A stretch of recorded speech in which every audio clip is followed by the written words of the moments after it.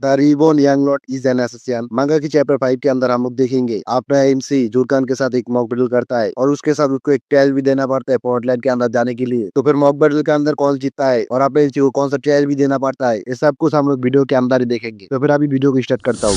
Episode की शुरुआत में दिखाया जाता है सुहाना शाम के टाइम पे घोड़ा गाड़ी शहर से बाहर की तरफ क्लब क्लब आवाज करते हुए चलते हुए जा रहा है और थोड़ी देर जाने के बाद एक जगह पे रुक जाता है और उस घोड़े की गाड़ी के अंदर से निकलता है अपना एमसी और फिर मन में सोचता है आखिर वो दिन आ ही गया, टाइम कितना जल्दी जल्दी गुजरता है। और तभी अपने एमसी का फादर और उनके साथ बहुत सारे नाइट्स उस जगह पे आ जाता है और अपने एमसी सर को झुकाते हुए कहता है मैं हूँ चायोन हाउस ब्राड का सबसे यंगेस्ट सन, आपके सामने हाजिर है यूग्रेस। अभी उसका फादर कहता है मैं तुमको एक बार और कहता हूँ क्या अभी भी तुम स्पॉटलाइट के अंदर जाना चाहते हो? अगर तुम वापस जाना चाहते हो तो फिर मैं तुमको रोकूंगा नहीं। तभी अपने एमसी उसके फादर को डिटरमिन के साथ जवाब देता है हाँ फादर, मैं मेरे दिल से स्पॉटलाइट के अंदर जाना चाहता हूँ। तभी एमसी का फादर जुर्कान को ऑर्डर देता है उस चीज को रिलीज करो और जुर्कान अपना सर को झुकाते हुए कहता है यस योर ग्रेस। और उसके बाद एक कागज को अपने हाथ में पकड़ के सामने की तरफ आने लग जाता है और आपने उस कागज को देख के मन में सोचता है क्या एक मैजिकल स्क्रॉल, क्या वो किसी चीज को सामान करने के बारे में सोच रहा है। और तभी जुर्कान उस स्क्रॉल को खोल देता है और उसके अंदर से एक फॉर्मेशन ओपन हो जाता है और तभी दिखाया जाता है एक और फॉर्मेशन उसके सामने खोल जाता है और उस बड़े वाले फॉर्मेशन के अंदर से एक मॉन्स्टर बाहर की तरफ निकल रहा है और इस मॉन्स्टर का सांस से लेके पूंछ तक सिर्फ आग और आग दिखाई देता है। और फिर दिखाया जाता है उस मॉन्स्टर को पूरी तरीके से अपने एमसी के सामने बाहर निकल चुका है और अपने एमसी को देख के मन में सोचता है एक हेयर होंड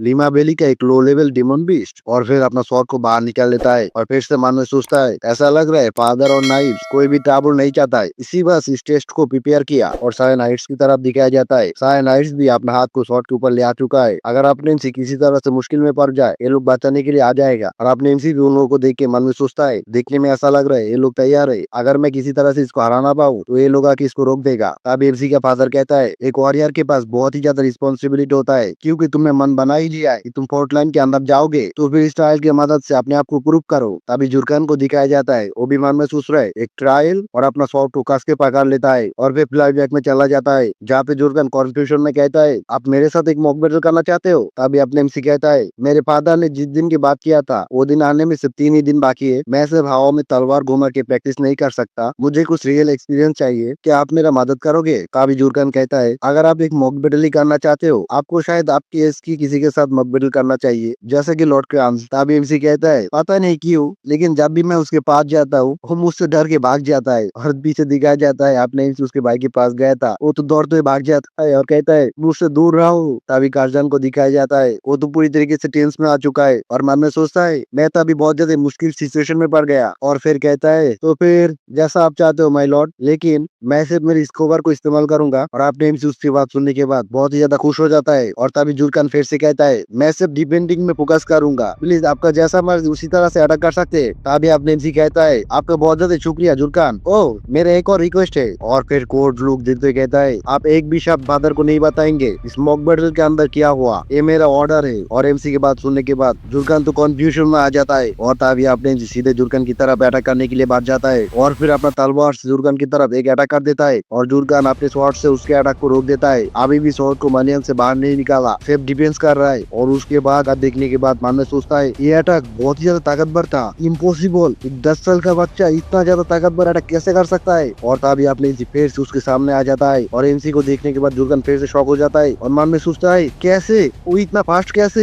और तभी फिर से दिखाया जाता है आपने तो उसके सामने से गायब हो जाता है और जुर्कान तो उससे कन्फ्यूजन में पड़ जाता है। और फिर दिखाया जाता है आपने एमसी को वो तो जाम कर सीधे जुर्कान के सर के ऊपर आ चुका है और जुर्कान अभी भी मन में सोच रहा है वो कहाँ पे गया। और फिर जुर्कान अपने एमसी को नोटिस कर लेता है लेकिन तभी आपने एमसी भी अपना पूरा ताकत लगा के जुर्कान के ऊपर एक स्लैश कर देता है और जुर्कान अभी भी अपने एमसी का अटैक रोक देता है। और तभी आपने एमसी फिर से स्पीड की मदद से जुर्कान के पीछे की तरफ आ जाता है और आने के बाद एक के बाद एक स्लैश कर देता है जुर्कान के ऊपर। और जुर्कान को भी कम मत समझना, वो भी एक गार्डियन नाइट है, वो भी अपने तलवार से अपने एमसी का सारा अटैक रोक देता है। और तभी आपने एमसी और भी ज्यादा कोट लुक देते हुए अपना स्वॉर्ड लेके सीधे जुर्कान के ऊपर एक जबरदस्त अटैक कर देता है और जुर्कान को दिखाया जाता है अपने एमसी का ये वाला अटैक जुर्कान अपने स्वॉर्ड को एक ही हाथ से पकड़ के रोक देता है। और तभी अपने एमसी जंप करके पीछे की तरफ आने के बाद कहता है देखने में ऐसा लग रहा है आपको मैं अभी भी हरा नहीं पाऊंगा। और फिर अपना तलवार को मयन के अंदर घुसा देता है। गुड जॉब जुर्कान और आपकी हेल्प के लिए बहुत ज्यादा शुक्रिया। और जुर्कान को दिखाया जाता है वो तो अभी भी उसी पोजीशन के अंदर ही अटका हुआ है, तो वो बहुत ही ज्यादा शौक हो चुका है और कहता है सुपर वर्क माय लॉर्ड। और फिर मन में सोचता है कमजोर लॉर्ड चैन इतना ज्यादा स्किल कब बन गया। तभी फ्लैशबैक खत्म हो जाता है और जुर्कान अभी भी मन में सोच रहा है उस दिन मैं जो फील किया था, मैं बहुत ज्यादा कॉन्फिडेंट हूँ लॉर्ड चाइन के ऊपर। वो कोई भी ट्रायल को ओवरकम कर देगा। और दिखाया जाता है आपने इनसे और हेलोन दोनों ही आमने सामने आ चुका है और फिर दोनों ही जाम करके एक दूसरे के ऊपर अटैक आने के लिए आ रहा है। और आपने इनसे बाद में सोच रहा है हाँ वो अभी इधर से आ रहा है। और हेलोन को दिखाया जाता है वो तो पूरी गुस्से के साथ उड़ाते हुए अपने इसी तरह अटैक करने के लिए जा रहा है। और फिर उसके आंखों के ऊपर एक काट लग जाता है। और अगले मोमेंट पे दिखाया जाता है अपने एमसी सामने की तरफ और हेलहोन पीछे की तरफ। अपने एमसी ने तो एक अटैक कर चुका है और हेलहोन का बॉडी के अंदर भी काट है। और फिर अपने एमसी को दिखाया जाता है वो पीछे की तरफ देख के मन में सोचता है मैं अभी भी बहुत ज्यादा कमजोर हूँ एक डीमन बिस्ट के साथ हेड ऑन फाइट करने में। जितना आराम से हो सके मैं उसको उतना ज्यादा आराम से खत्म करना चाहता हूँ। और तभी हेलहोन भी अपने एमसी की तरफ घूमता है और अपने एमसी अभी भी मन में सोच रहा है मैं इस बुलो के साथ इसके लाइफ को खत्म करूंगा। और फिर अपना तलवार लेके सीधे हेलहोन की गर्दन के ऊपर अटैक कर देता है। और इस अटैक की वजह से हेलहोन का तो जी भी बाहर निकल के आता है। और उसके बाद ये आपने जी सीधे जंप करके अपना शॉट को उसके सर के ऊपर फेंक के मारता है। और हेलहोन तो सिर्फ गुर्राते ही रह जाता है। और सारे नाइट भी अपने एमसी को इस तरह से फाइट करते हुए देख के बहुत ज्यादा शॉक हो जाता है। और उसके फादर को दिखाया जाता है वो तो बहुत ही ज्यादा खुश हो जाता है। और तभी अपने एमसी उस मॉन्स्टर के सामने खड़ा होते हैं मन में सोचता है कई सारे बोतल हेलहोन का ब्लड का बर्बादी हुआ लेकिन मैं रिस्क नहीं ले सकता। कोई भी सोचे कि मैं और भी नहीं हूँ। और फिर अपना तलवार को बाहर की तरफ निकाल लेता है। और तभी बीच से अपने एमसी के फादर खिलाफ करते हुए कहता है मैग्निफिसेंट चायोन। मतलब अपना एमसी का फादर तो बहुत ज्यादा इंप्रेस हो चुका है अपने एमसी से। और फिर से कहता है तुमने आज अपने आप को प्रूव कर दिया कि तुम फोर्ट लाइक के अंदर जाने के लिए और भी हो। तभी आपने इसे अपना सर को फिर से झुकाते हुए कहता है थैंक यू फादर। तभी धीरे से एंट्री होता है कारिन का जो कहता है ए मास्टर क्या आप मुझे किचन नाइफ बना के रखोगे। फिर एमसी कहता है नहीं तो तुम तो एक मैजिक स्वॉर्ड हो लेकिन अचानक से ऐसा क्यों। और फिर कारिन बहुत ज्यादा गुस्से में आ जाता है और गुस्से में कहता है तो फिर आप मुझे इस्तेमाल क्यों नहीं कर रहे हो। मुझे पावर के लिए ब्लड की जरूरत है। और फिर भूखे बच्चे की तरह अपना जीप को बाहर निकलते हुए कहता है प्लीज मुझे सिर्फ एक जीप लेने दीजिए। तभी अपने कारिन को खींचते हुए कहता है तुम इसके लिए चिंता मत करो। और फिर कारिन भी उसकी तरफ देखता है और आपने एमसी का भी लुक दिखाया जाता है। वो तो कारिन की बॉडी को अपने हाथ में पकड़ते हुए कहता है मैं बहुत ही जल्दी तुमको बहुत बार इस्तेमाल करने वाला हूँ तुम सिर्फ थोड़ी देर के लिए इंतजार करो। लेकिन कारिन भी किसी से कम नहीं वो भी बहुत ज्यादा गुस्से में आ जाता है और गुस्से में कहता है तो फिर आपको मुझे पहले इस्तेमाल करना चाहिए था। और इसी सस्पेंस के साथ हमारा ये वाला चैप्टर इधर ही खत्म हो जाता है। अगले चैप्टर के अंदर हम लोग देखेंगे फ्रंटलाइन के अंदर अपने एमसी किस तरह से कौन से मॉन्स्टर को मारता है। और अपने एमसी के पास तो मैजिक स्वॉर्ड है कारिन लेकिन इसके बारे में तो किसी और को पता नहीं। तो फिर अपने एमसी कारिन को किस तरह से इस्तेमाल करेगा सबके सामने या फिर छुपाते हुए करेगा या फिर अपने एमसी के दिमाग में कोई खुरापाती आइडिया चल रहा है वो तो अगले एपिसोड देखने के बाद ही पता चलेगा। तो आज के लिए इतना ही। Good bye.